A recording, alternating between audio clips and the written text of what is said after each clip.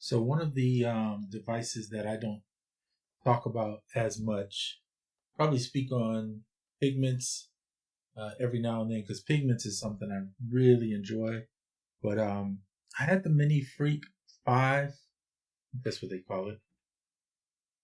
It's the Mini Freak for most people that know the hardware. But in here, I think they put it as the V. But it comes in the V collection, which I have. And my dog is sitting here. Okay. So this thing is amazing. I mean, granted, there's some things I would love them to see add, like the polyphony instead of what they have. I can't remember what the name of it is, but it's not your standard polyphony. It would be cool if they added that. Then it would be a little bit easier to play chords, which I'm not even on the thing yet. Let me get on and show you what I mean. I'm gonna turn that off. So you can play, but for some reason, you know how like you can press a chord down, but you can't play any melodies over it? That's the thing that's kind of missing without having polyphony on it. And they'd used a different thing to make it, but whatever. The board was extremely nice. The problem I had with it was when I was trying to use the sequencer on it, it had this weird click that it kept doing, and I couldn't get the sequencer to work right. So I ended up not keeping it. But that was a disappointment because I wanted to be able to play the sequencer and then play over it, but it just wasn't functioning at that time. Now, it seems like in the software it's functioning just fine. I don't know if the hardware has matched up to that level yet. It may have. I know they're coming out with an update that does some more stuff, that offers granular and some other things like samples that you can use in it. Although I don't think they're going to have your own samples. It's just samples they have built in. But I guess down the road they'll figure out how to fix that because that's a big thing. But it's kind of funny here to set the sequencer up and then just play something and come up with some ideas to get started, and then go over here, tweak your LFOs and things of that nature. Plus you have the macros, and the sequencer has its little spice stuff that you can use, all of which I find very fun. Just open this Pandora box, and I don't know what okay. All right, so they also have the matrix that's down here on the keyboard. It's like up to the left side of it. And then your LFO shaper if you want to use.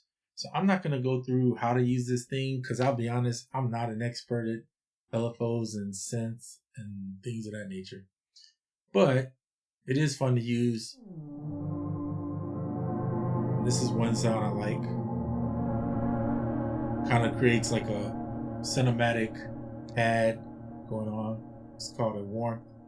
And so here it is in like a little sequence idea song.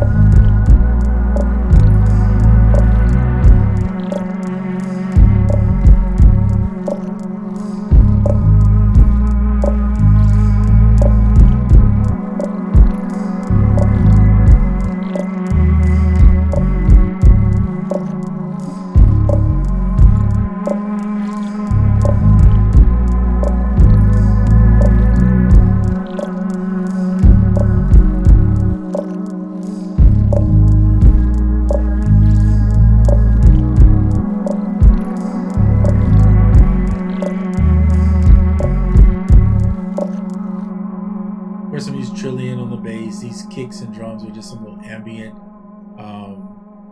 sounds that I have, and then this is just like a little perk that I have in there that I've stretched out to give it 87 BPM. So it's cool like that. And you could let's say, because I don't want to put this on the sequencer in here. Technically, if I was in Ableton, I just wanted to show you the sequencer.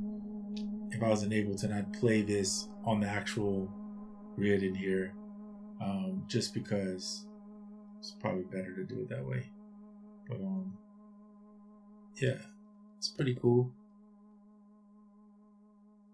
Let me get rid of these notes. It's not the greatest sequencer, but it was the cool thought to have a sequencer inside of Ableton.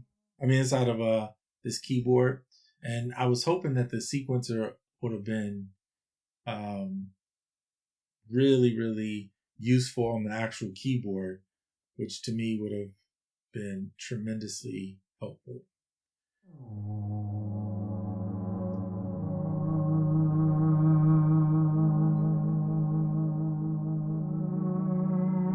So now I'm going to just record that again down here.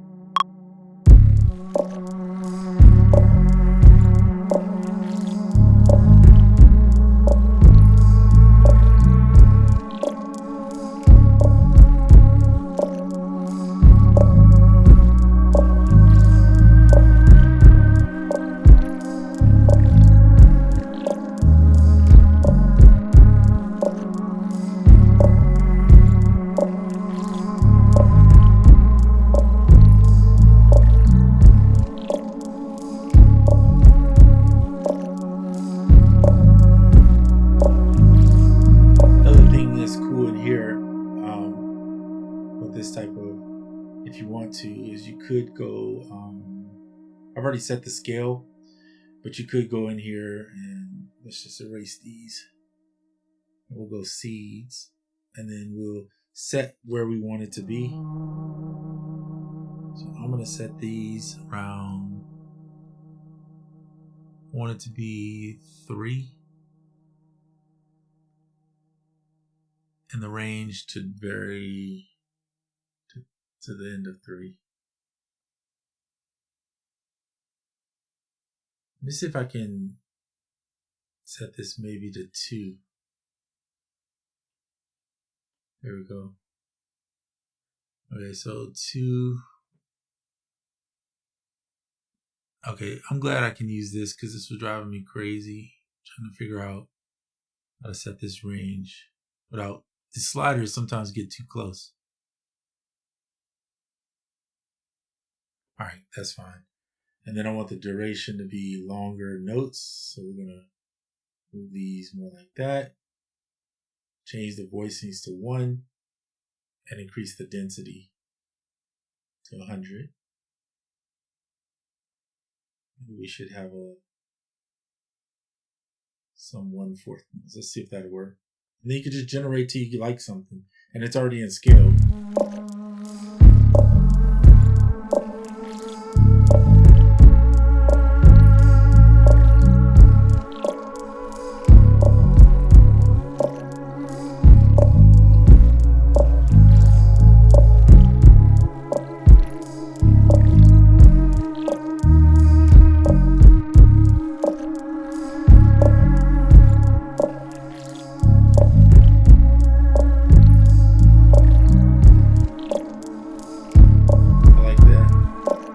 Another thing you can do is use Harmony Bloom.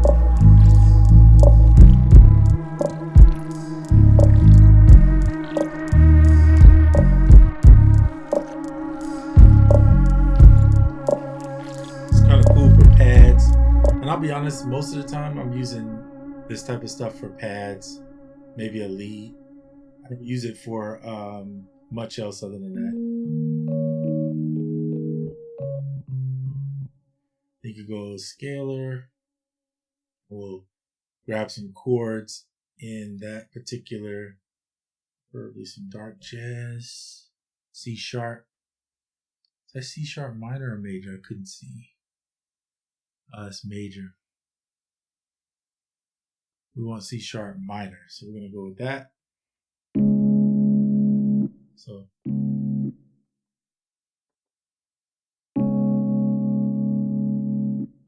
Didn't go back. Start.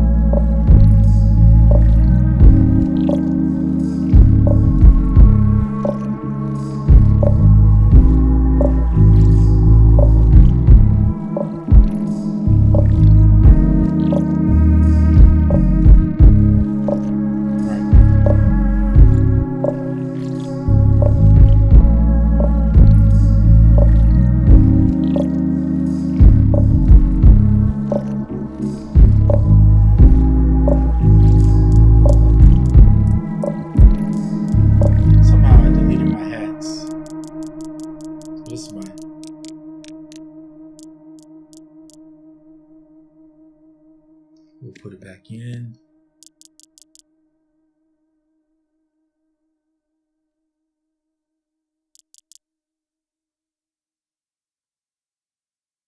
Let's just see if we can just duplicate that. Oops.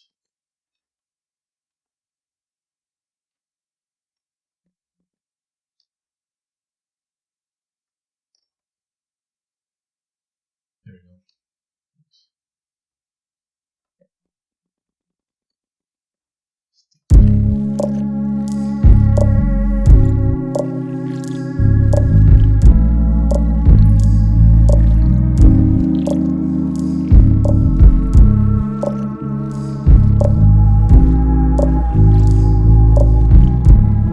Eyes on it.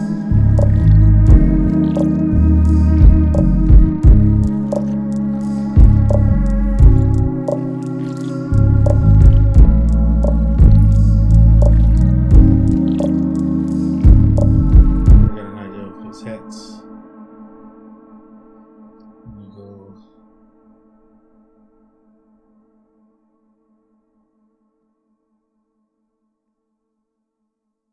There we go. And we'll pull them up. That one.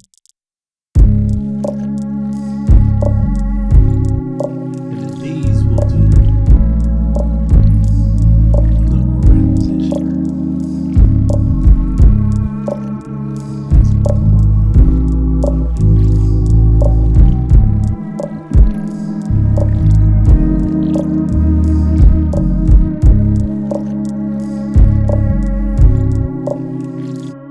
So it's kind of a little dark, jazzy sort of kind of bit, but just wanted to show you something you could do with it. And I think Mini Freak is cool for like those interesting sounds. That's what I find it useful for. So if you're looking for something that might give you some more interesting leads or pads or other sounds that are not your stereotypical instrument sounds, but can get you some abstract kind of different vibes. Mini Freak and the V collection, pretty solid. And I think the whole V collection is solid if you don't have it, because you can get pigments. And I think pigments and the Mini Freak alone are worth having the whole collection, because then you get all these other ones that you can mix and match. But anyway, that's my thoughts on the Mini Freak. If you don't have it, I'd say grab it, catch it on sale, Black Friday, other deals out there. And Arturia is really good about putting their stuff on sale. I have to admit they're one of the best at it. All right. For the next one, we out.